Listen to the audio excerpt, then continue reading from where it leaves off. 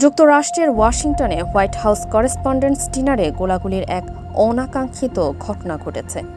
শনিবার রাতে Washington Hilton হোটেলে এই বার্ষিক নৈশভোজ চলাকালীন 5 থেকে 8 রাউন্ড গুলির শব্দ শোনা যায়। ঘটনার পরপরই president Donald Trump, first lady Melania এবং ভাইস প্রেসিডেন্ট জেডি ভ্যান্সকে দ্রুত নিরাপদ স্থানে সরিয়ে নেয় সিক্রেট সার্ভিস।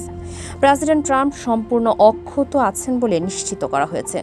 নৈশভোজে উপস্থিত ছিলেন প্রায় 2600 জন অতিথি, যাদের মধ্যে ছিলেন শীর্ষস্থানীয় সাংবাদিক, রাজনীতিক ও আমলারা। প্রত্যক্ষদর্শীরা জানান, গুলির শব্দ পাওয়া মাত্রই বলরুমের ভেতরে আতঙ্ক ছড়িয়ে পড়ে এবং অতিথিরা টেবিলের নিচে আশ্রয় নেন।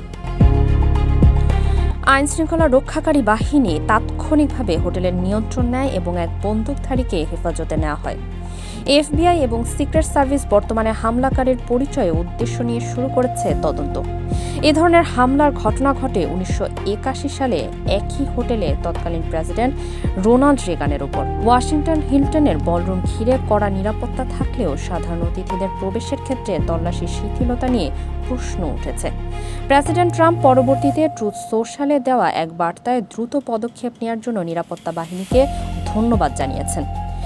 নিরাপত্তার স্বার্থে বলরুমে ন্যাশনাল গার্ডের সদস্যদের মোতায়েন করা হয়েছে এবং হোটেলের ওপর হেলিকপ্টারের মাধ্যমে নজরদারি চালানো হচ্ছে। ওয়াশিংটন ডিসির মেয়র মুরিয়েল বাউসার এবং পুলিশ প্রধান জেফ্রি কার্ডল ঘটনাস্থল পরিদর্শন করেছেন। বর্তমানে পুরো এলাকাটি পুলিশের নিয়ন্ত্রণে রয়েছে এবং হোটেলের আশেপাশে সাধারণের চলাচল সীমিত করা হয়েছে।